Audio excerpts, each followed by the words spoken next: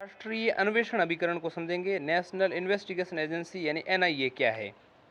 NIA की स्थापना 2009 में राष्ट्रीय अन्वेषण अभिकरण अधिनियम 2008 यानी एनआईए एक्ट 2008 के प्रावधानों के अंतर्गत की गई है। यह देश की केंद्रीय आतंक रोधी कानून प्रवर्तन एजेंसी है। एनआईए की स्थापना मुंबई में 2008 के आतंकवादी हमले 26/11 की पृष्ठभूमि में की गई। राष्ट्रीय स्तर पर इस हमले के बाद जो भय और आतंक का वातावरण बना, उससे देश में एक संघीय अभिकरण यानी एजेंसी की जरूरत अनुभव की गई, जो विशेष तौर पर आतंक से जुड़े अपराधों की रोकथाम के लिए प्रयुक्त हो। एनआईए का मुख्यालय दिल्ली में है। हैदराबाद, गुवाहाटी, मुंबई, लखनऊ, कोच्चि, कोलकाता, जम्मू एवं रायपुर में इनकी शाखा कार्यालय हैं। इसके अतिरिक्त एनआईए का एक विशेष कोषांग सेल भी है। ठीक है, टीएफएफसी सेल जो जाली मुद्रा, आतंक, वित्त पोषण यानी टेरर फंडिंग से संबंधित मामलों को देखता है। कोषांग सेल भी हैं। एनआईए एक महानिदेशक के अधीन कार्य करता है, जिसकी नियुक्ति केंद्र सरकार द्वारा होती है। उसकी शक्तियां राज्य के पुलिस महानिदेशक की को प्राप्त शक्ति के बराबर होती हैं। इसके अलावा एनआईए गृह मंत्रालय भारत सरकार के प्रशासकीय नियंत्रण में कार्य करता है। राज्य सरकारें एनआईए कानून में निर्दिष्ट अपराधों की जांच के लिए एनआईए को पूर्ण सहयोग प्रदान करती हैं। एनआईए का औचित्य। एनआईए विधेयक को संसद में प्रस्तुत करते हुए भारत सरकार ने इसकी स्थापना के निम्नलिखित कारण बताए। पहला, पिछले कुछ वर्षों से भारत सीमा पार से प्रायोजित बड़े पैमाने पर आतंकवादी हिंसा का शिकार रहा है भारत।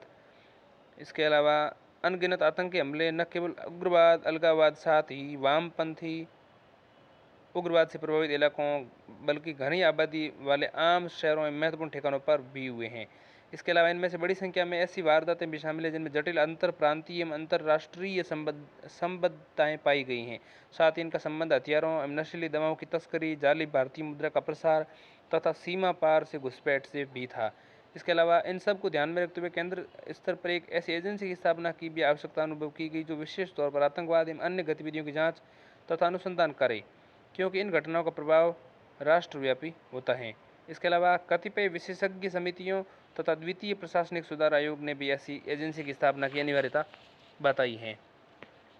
इसके अलावा सरकार ने मामले पर सम्यक विचारोपरांत राष्ट्रीय अन्वेषण अभिकरण यानी कि एनआईए की स्थापना के लिए एक अधिनियम लाने का प्रस्ताव किया, जो समवर्ती सूची के अंतर्गत क्षेत्राधिकार में काम करे। समवर्ती सूची, इसके अलावा इसमें विशेष प्रकार की वारदातों के अंतर्गत विशेष मामलों का हाथ में लाने का प्रावधान है। ये प्रावधान एनआईए विधेयक 2008 में समाहित होने के लिए प्रस्तावित किए गए हैं। अब हम समझते हैं एनआईए के कार्य।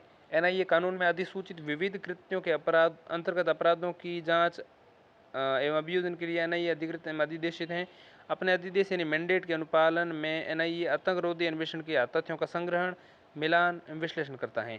वह केंद्र राज्य स्तर पर सहायक आसूचना यानी खुफिया एजेंसियों के साथ इनपुट भी साझा करता है।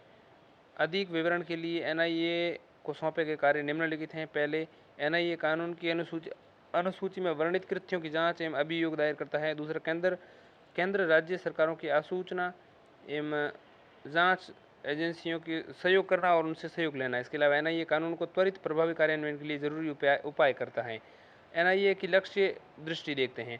एनआईए की लक्ष्य दृष्टि को निम्नलिखित बिंदु उजागर करते हैं। एनआईए का लक्ष्य पूर्णतया पेशेवर व्यावसायिक अन्वेषण के रूप में कार्य करना और सर्वोत्तम अंतर्राष्ट्रीय मानकों के समकक्ष हो। ऐसे जो सर्वोत्तम अंतर्राष्ट्रीय मानकों के समकक्ष हो, ऐसे पूर्णतया पेशेवर व्यावसायिक अन्वेषण के रूप में कार्य करना है। इसके अलावा उच्च प्रशिक्षित सहभागिता उन्मुखी कार्यबल को विकसित करते हुए एनआईए राष्ट्रीय स्तर पर आतंकरोधी एवं राष्ट्रीय सुरक्षा से संबंधित अन्य अन्वेषणों में उत्कृष्टता का मानक बनाने में लक्ष्य रखता है। इसके अलावा एनआईए का उद्देश्य संभावित आतंकी समूह व्यक्तियों के लिए सृजित करना। इसके अलावा एनआईए का उद्देश्य आतंकवाद से संबंधित समस्त सूचनाओं के भंडार गृह के रूप में विकसित होना। एनआईए का लक्ष्य, एनआईए निम्नलिखित लक्ष्य रखता है। अन्वेषण की अद्यतन वैज्ञानिक प्राविधियों का उपयोग करके अनुसूचित अपराधों का गहरा पेशेवर अन्वेषण और ऐसे व मानक स्थापित करना, जिससे एनआईए को सुपुर्द किए गए सभी मामलों की जांच पूरी हो जाए। इसके अलावा प्रभावी व त्वरित मुकदमा सुनवाई सुनिश्चित करना।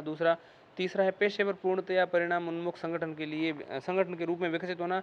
भारत के संविधान और देश की कानूनों को सर्वोपरि रखना, साथ ही मानवाधिकार आयोग और व्यक्ति की गरिमा और सुरक्षा को अत्यधिक महत्व देना। इसके अलावा नियमित प्रशिक्षण एवं सर्वोत्तम प्रचलनों एवं प्रविधियों में अपनाकर एक पेशेवर कार्यबल तैयार करना। इसके अलावा सौंपे गए कार्यों को वैज्ञानिक सोच एवं प्रगतिवादी भावना के साथ संपन्न करना।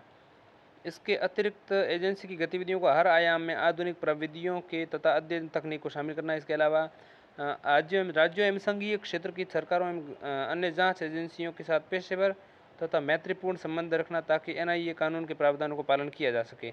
इसके अलावा आतंकवादियों से संबंधित सभी मामलों में सभी राज्यों एवं अन्य जांच एजेंसियों को सहयोग देना। इसके अलावा आतंकवाद से जुड़ी सूचना का एक डेटाबेस तैयार करके राज्यों तथा अन्य एजेंसियों के डेटाबेस के साथ साझा करना। इसके अलावा अन्य देशों के आतंकवाद निरोधक कानूनों का अध्ययन एवं विश्लेषण करते हुए भारत में लागू कानूनों की प्रायोज्यता एवं पर्याप्तता का मूल्यांकन करना और आवश्यक परिवर्तन सुझाना। इसके अलावा निस्वार्थ एवं निर्भीक सेवा से भारतीय नागरिकों को विश्वास जीतना।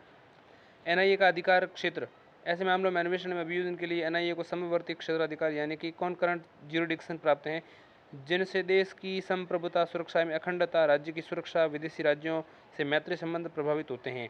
इसके अलावा अंतर्राष्ट्रीय समझौतों का पालन करने संयुक्त राष्ट्रीय एजेंसियों तथा अन्य अंतर्राष्ट्रीय संगठनों के अभिसमयों एवं प्रस्तावों का पालन करने के लिए अधिनियमित कानूनों के अंतर्गत घोषित अपराधों की जांच एवं अभियोजन का भी अधिकार एनआईए को प्राप्त है। इसके अलावा एनआईए आतंकी हमलों, बम विस्फोट, विमान एवं जहाज़ों का बल्ला उन्नयन, इसके अलावा परमाणु संयंत्रों पर हमले, नरसंहार के शस्त्रों का उपयोग शामिल एक जांच के लिए अधिकृत और शक्तिमत हैं। 2019 में एनआईए का अधिकार क्षेत्र विस्तारित किया गया। परिणाम स्वरूप अब एनआईए मानव तस्करी, नकली मुद्रा और बैंक नोट, निषिद्ध हथियारों का निर्माण एवं बिक्री, साइबर आतंकवाद तथा विस्फोटक सामग्री संबंधी मामलों की जाँच भी कर सकता है। अब एनआईए संशोधन अधिनियम 2019 संशोधन के अंतर्गत निम्नलिखित प्रावधान किए गए। पहला, इसके द्वारा कानून के प्रावधानों को व्यक्तियों तक विस्तारित और लागू कर दिया गया जो अनुसूचित अपराध भारतीय नागरिकों के विरुद्ध करते हैं और भारत के हितों को प्रभावित करते हैं। दूसरा, अपराध के अन्वेषण में न केवल भारत के अंदर बल्कि भारत के बाहर की भी एनआईए के अधिकारियों को पुलिस अधिकारियों के बराबर के ही अधिकार प्राप्त होंगे। इसके अलावा केंद्र सरकार को अधिकार होगा कि भारत के बाहर किए गए किसी अपराध के मामले अन्वेषण के लिए एनआईए को मामला दर्ज करने के लिए उसी प्रकार कह सकती है जैसे अपराध देश के अंदर हुआ हो। इसके अलावा केंद्र सरकार तथा राज्य सरकारें एनआईए कानून के अंतर्गत अपराध के मुकदमों के लिए सत्र न्यायालयों को विशेष न्यायालय के रूप में पद नामित कर सकती हैं। इसके अलावा एनआईए कानून के अनुसूची में कतिपय नए अपराधों कृत्यों को जोड़ा गया है। इसके बाद हम राष्ट्रीय आपदा प्रबंधन यानी कि एनडीएमए को पढ़ेंगे, लेकिन उससे पहले एक अध्याय छूट गया है, वो पढ़ेंगे और फिर हम अन्य संवैधानिक आयाम पढ़ेंगे।